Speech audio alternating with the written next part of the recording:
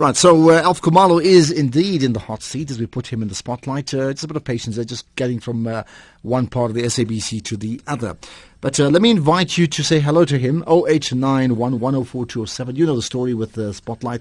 It's a trip down memory lane. It reflects on his life, his career. It also asks him questions about some of the issues that maybe trouble us right now. But I will say this, and I've said it in your absence, Alf, that you are clearly one of the legendary photographers that the country has had. And I don't think you can be modest and say, well, that's not true, because it's true, isn't it? Thank you, thank you. What do you? I mean, you're the man. It's interesting because you're the photographer, but in photographing so many people, you've allowed us to get into their lives and understand that. What for you is the most famous photograph you've ever taken, in your opinion? See, there are quite many, and many of them have won prizes. When you've been in this field for such a long time, you get your favorite pictures in different categories, whether it be music, uprising, riot. So it's difficult to say. But I mean, if I told you just one, yeah. I would say there was a very dramatic picture of police kicking out a former colleague of mine, Harry Mashabela. And that picture was exhibited around the world, but South Africa wouldn't use it. They were too scared to use it. It was only used by a very brave editor, Dave Hazelhurst, in drum, but it just because it had just won this 1963, and he was talking about me and the competition that I entered. Yes. So that one, because some of them are pretty photos, but others has great significance in terms of its. You know, some photographs become a catalyst for a movement, isn't it? I'm thinking of the photograph of the girl from Vietnam, for example. Oh yes, I remember that one distinctly. So it means so many different things to different people. That's what this picture I've just described means to me. What is the reaction to that photograph? They're too scared that the readers will get very angry, but they just grabbed Harry Mashabela and kicked him between the legs. You know, you can see the boot from the other angle, from the back. But for no reason. It was actually a social thing or rather musical thing. Cliff Richard was around, so the crowds were just there. And there was no provocation whatsoever. Just grabbed him and kicked him. But that was the situation then. Things have changed. Yes, like in Pretoria, for instance, you could be elbowed off the pavement.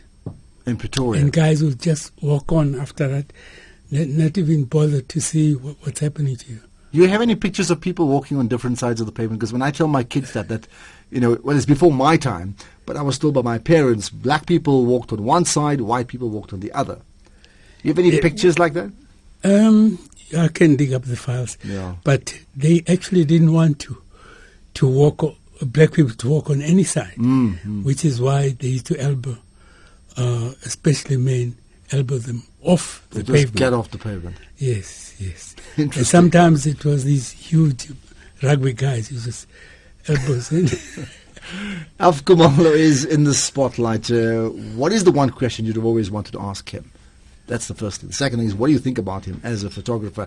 There are some comments from, Sabata saying, I'm hoping to hear how did various apartheid legislation impact on his work as a newspaper photographer, and also what his most memorable moment was as a photographer, especially during the apartheid era. So maybe you've answered the second one. I mean, would that be the most memorable moment? Because in a sense, it's not memorable. It's horrific. You've seen a colleague being kicked. It is horrific. I would say one of the greatest moments was when Mandela came out. I mean, I'd known him from 1953, but to see him walk out with his wife, who had waited for many years for him to come out of prison. But before that, when his mother passed away, there were promises that he'll be released to come to the funeral. But last minute they said no. They feel that black people won't let him go back once they take him out. So they didn't. But there were many other great moments. One of the greatest moments was when we got our freedom. It meant so much to me. And very, very topical, just a few days ago. Yes, when you go, it's 18 years ago, right? But when we've seen it all, and you see the changes, you have that background, it has a special meaning that at last the situation has changed. Did you take photographs of the Mandela family celebrating Madiba's birthdays when he was in prison, meaning with cake and all? But he was not there, of course. Right, there were several of those. They actually kept their wedding cake. It was never used or devoured. Finally, it was consumed by fire in Brantford. But his wife, Winnie, would take it out each time and call the press, run an interview with the cake there. And the cake changed to be a bit yellow with age, with years. Of course, indeed. We kept, yes. Alf Kumalo is my guest, 0891 104 207. You want to say hi to him as we put him in the spotlight? Certainly you can do so. Let's talk about where it all started for you as a photographer. Well, I would say it started from my drawing. I used to draw a hell of a lot. I like images, draw, and even paint. As a school kid, I presume. Yes, as a school child. But I really was in love with images. Initially, I took pictures of functions, weddings, and so on. But later, I got deep into the political world and covered a hell of a lot of that. Well, what was your first big break? Because for many people who are photographers, and you would know this, for many who've made it, there could be hundreds who'll say, I was also good, I just didn't get a chance. So you need that, and we all need it in this industry. You need someone to believe in you and say, okay, I'll give you a bit of a break. And then you need to obviously work it up yourself. Did that happen to you? You mean to get breaks? Well, to get that first big break that set the wedding photographer on his way to becoming a household name. Because I'm saying if you only took wedding photos, I probably wouldn't be talking to you today, isn't it? Well, what was the first great break for me was to be accepted by Drum Magazine, Henry Kumalo and Todd Machikeza. I offered to freelance for Drum. And Henry Kumalo, a great writer, a great journalist, one of the greatest ever, said, okay, we'll accept you, please send us stories and so on. And just before I left, Todd Machikeza, who was musical person, said, don't go. Why don't you rather write us a story here? About what about? He said, about anything. And I remember writing one story 4 times. But the reason I kept on changing, if there was a smudge or a mistake, I would then use another page, start afresh. You didn't want to have that smudge there. No, I didn't want to have any But I mean, were you a writer as well? In terms of your training? I started as a writer, but I wasn't really trained. But I got into it anyway. And most of my colleagues, almost all of them, no one had been trained as a journalist, as a writer, because there were no schools for blacks then. But what amazed me, the kind of stories people like Ken Temba, Henry Kumalo, Saima Khapi, Sports, the caliber of their caliber of writing was just unbelievable. At one stage, I passed London from a Muhammad Ali fight from New York. So I decided to visit a guy who was first Drum's editor, Anthony Simpson. Okay, we spent the day together in London. And then she gave me one book to give to Nadine Godma. But after that, I said, look, how many books have you written? He said, not much. I said, how many? He said, 18. Not much. Sort of one for every year. That's a guy who wrote one of the best books about Mandela, an authorized biography. He's late now, but he was such a great writer without any training. Both black and white were never really trained the way people are trained now. So I think it stems from writing essays as well. If you are able to write good essays and so on, and you get into writing, and they edit your page, you know where you made mistakes and so on. Linda's Facebooking, and I think Linda makes an interesting point, saying, haven't we heard enough of the photography escapades during apartheid. Sounds like deja vu. Please move on. What has he done lately? So, okay, Linda's putting pressure. What have you done lately in terms of photography? Well, I shoot every day. I still shoot, so there are many things I've done, yes. And I see you got your camera here. I mean, is it because that's the tools of your trade? You just don't know when I'd rather people take my card than my camera. I keep it very close to me. But besides, some of the best pictures come when you least expect them. I've gotten many scoops that way. I mean, things just happen in front of you, and yeah. How do you feel about the fact that with cameramen, and this could be photography or as well as TV cameramen, there's a sense that if you didn't take the picture, we would not know about it, obviously, right? And I'm talking of, pictures in the war zones or pictures anywhere else, for example. But there's also that sense that, that these people are merciless as something dramatic is happening, like somebody being kicked, as you just mentioned, or somebody being shot. Let's just look at the Andriy Sataniv one, for example, right? But you have cameramen who push people away for the story. And many people are very critical of cameramen like yourself. It's almost you have no feelings. You want to take pictures. Why don't you help the person? We have actually helped. Most of us have helped. You shoot 1 or 2 frames and you help if you can. That's what affected one of my late colleagues, Kevin Carter, when he shot that picture of a vulture and the child. Overseas people wanted to know if he saved the child. And unfortunately he didn't. But that ended his life because he was so bothered about that. In terms of that choice? Yes. So if you have that choice he committed suicide. Well, I've helped in many, many situations. Sometimes just without even you do anything, if they are beating up somebody, just pointing the camera, they would rather leave that person and go for you. So if you had the choice between saving the life and getting that last picture? By doing so, actually I'll point to a day I was raided by police at 4 a.m.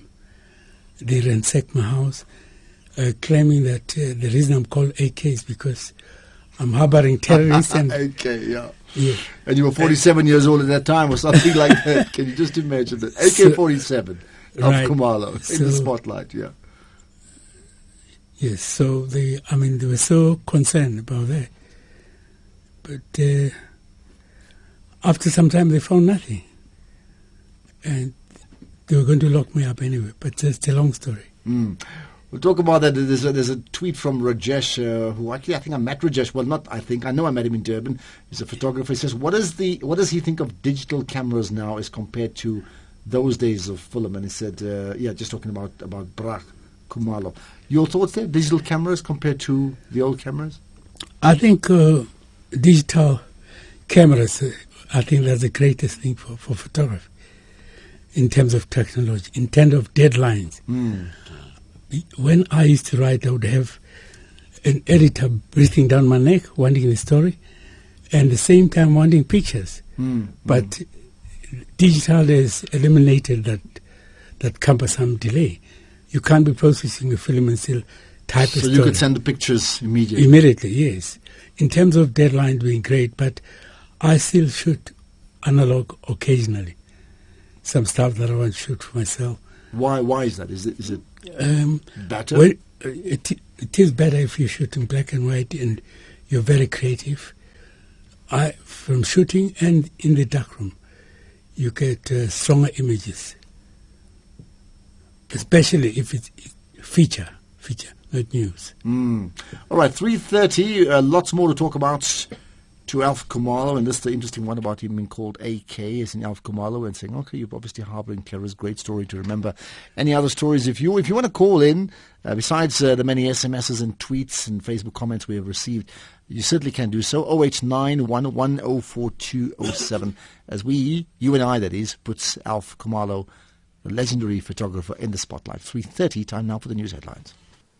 Thanks for that, Peter. Won't miss that one there on PM Live, 4 to 6 every day, every weekday, that is, of course. The other current affairs show is in the morning from 6 to 8 with presented by Kolani Gwala, and from 8 to 9 it becomes the Forum at 8. And by the way, after 9 o'clock tomorrow, Tsepiso, not Tsepiso, we're talking about Siki, in fact, talks about witchcraft, so don't miss that one there. Lots of issues around that one there. That's on Morning Talk from 9 o'clock.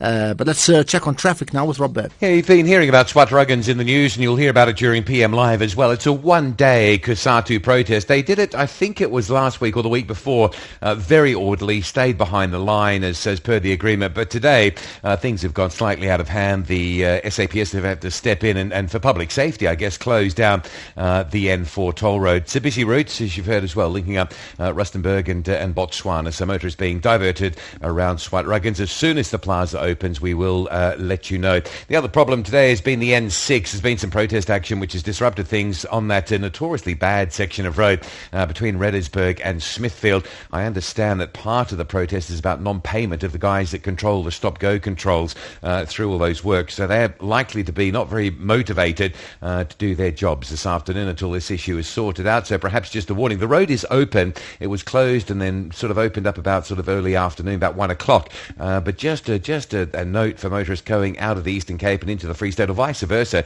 just to proceed with very utmost care and caution through that section. Not only is it poor road condition, but with those stop-go controls, you really need to know what's coming the other way. Truck is overturned just north of Durban, north of Stanger by the Tugela River. The right lane, both directions on that section of the N2 is closed. There's high volumes out of Durban to Joburg, still about 1,500 vehicles now at Moy River, up to about 1,000 at Heidelberg as the sort of front of that busyness arrives back into Joburg. And rain across Cape Town today. If you're doing the long distance trip back into Cape Town or just driving around the Greater Cape Town area, please careful and cautious, headlights on as well in the wet weather. Rob Byrne, SAFM Traffic Watch.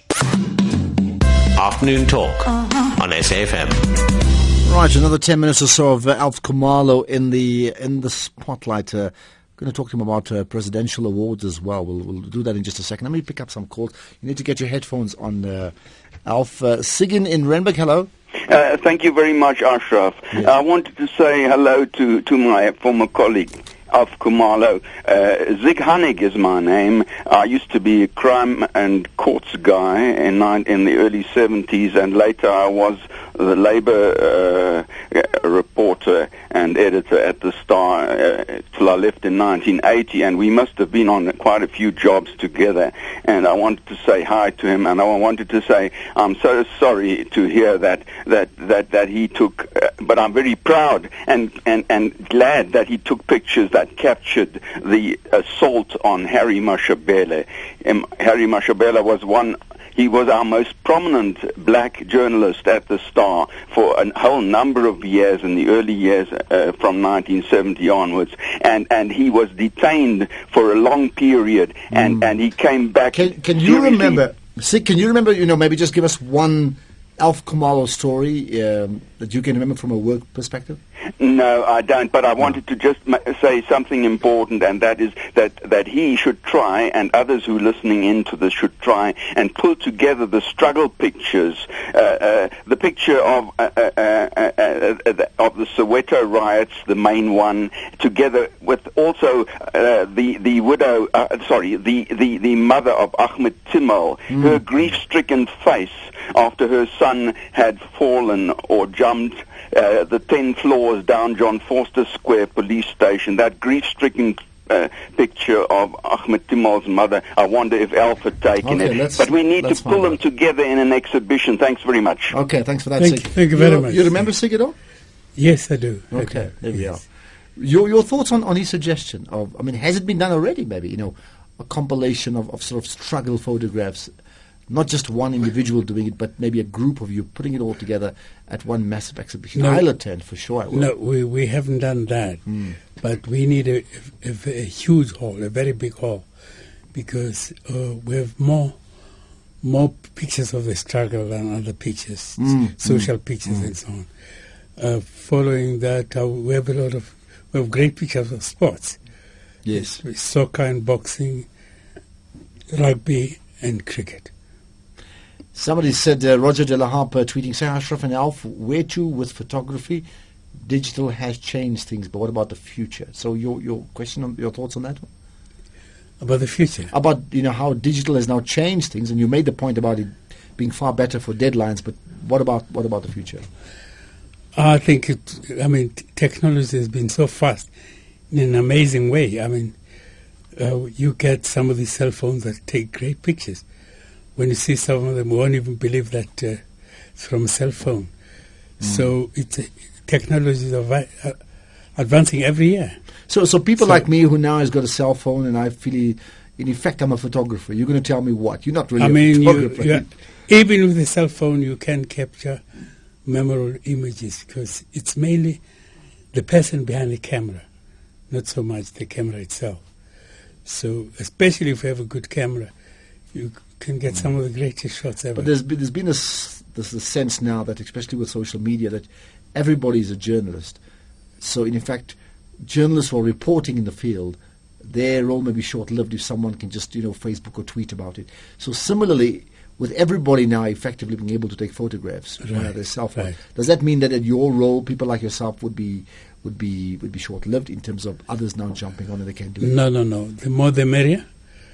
Besides, we need to be creative. We take pictures that some of them can't even take. But it helps if you're creative. Well, what's the magic? When you say creative, it's something I don't understand. I can talk to you about broadcasting, but how do you know? And what's when you're using your imagination to capture images, it could just be what they call a mugshot, a portrait, but you can enhance it with your thinking, with your creativity. Okay, I should have done that. Somebody said, where did your love for photography start? Well, I think I answered that, but it started in my youth. Like I said, I used to be in love with images. But it always was?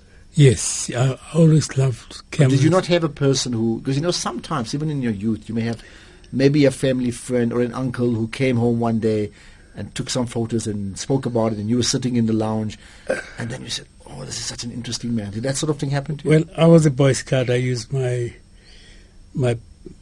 principal's camera. We were Boy Scouts. So he gave me his camera to use. It was a box camera. In the 40s, you just press the button. But there's no thinking. Anybody can take those pictures. It's actually, I would say, easier than the phone pictures. Cell phone pictures. Cell phone pictures. Because we had to count 3 feet, 7 feet, or 10 feet. It was feet those days. So you just move back and get an estimate, and the picture will be sharp. It was a well-known Kodak box camera. Those were the days. But even for myself, I know I used to love images, even pictures of myself. Always. When did you realize you made it? Made it as in that you are someone that people regard as something special. Was there a specific moment? A string of those moments, because I used to get accolades from editors. I mentioned Dave Hazel's earlier on. If I came with a great picture, he would actually clear the story, use so little of the story, and go with the double spread picture. He did that so many times, and in such a way that one would have... I actually felt he should have been a photographer as well. Much as he was a great writer. He was so in love with images. He's still around, still at the star, but he really loved images. And when you knew that you made it, what did you feel about it? Because what I'm saying is, many people get into the career, but when I mention your name, everybody will say photographer, right? Meaning that you've left a legacy, right? They don't say footballer. They know that's Dr. Kumalo's problem. They say Alf Kumalo, or maybe your brother Len, right? I'll talk about one short incident. I entered a competition in 1963, and I didn't use the name Alf. I used my African names. It's Duguza and Mangaliso. Mangaliso means wonderful or amazing. And I wanted to check that am I winning this competition because I'm Alf Kumalo or because I'm good. Okay. But the results of that, I won a car, first prize. Really? Against 1,900. Oh, goodness. Out of creativity. I also won the second prize. The second prize was a caravan. So who won? Did Alf Kumalo win the second prize? Yes. And you I won the first prize and the second prize. but two different names. No, the same name. Oh, okay. But what's intriguing now is that I never got the caravan because blacks were not allowed to own caravans. You couldn't buy a caravan. You had to find a place to park it. You can't go to any caravan park. But this went on up to the 80s. There was a Jacob, a colleague of mine, Jacob Rightliff. He used to make caravans, but he got into very serious hassles. This is the 80s. This is fairly late. Yeah, right, fairly late. So, What for you is but your... I was so satisfied that I didn't even bother about the caravan. You got the awards. I'd never gotten a car with leather seats. The dashboard looks like a Rolls Royce. So. You were delighted. Right, we've got about 3 minutes to go with Alf Kumalo. Because Lindiwe wants to call in. The number is 0891104207. You have to make it very quick, Lindiwe. 0891104207. What for you is your unfinished business? I think we've done the story about the past as well as the present. There's still a hell of a lot to be done in various fields, but especially on the uprising. We need to write a very strong book about the uprising. Which uprising are you talking about? Starting from what was a turning point, 1960, in Sharpeville. From Sharpeville onwards. And then another turning point in 1976. So we need to get deeper into those stories, but not just the negative, the positive as well. What for you is the one that's got away in your career? It's an very open-ended question. What for you is the one that's got away? That I didn't cover? Maybe. Got away in what sense? I mean, in any sense, like, maybe a regret. The one that got away was when I passed, in 1976, I passed a huge heap of people dead. They were looting. So instead of arresting them, police just shot them, just mowed them down and created a huge pile. I was with a former colleague in Okduma. I said, please take over the steering. One of the tricks I've used to put a camera on a self-time exposure. So I'd already set a camera. I was going to put it on the dashboard so that when you pass, I kept at least one shot. He refused. He was very scared. Oh, goodness, yeah. He was a great journalist. But then in anger, I drove to Sunday Times. When I told the editors, they say it can't be true.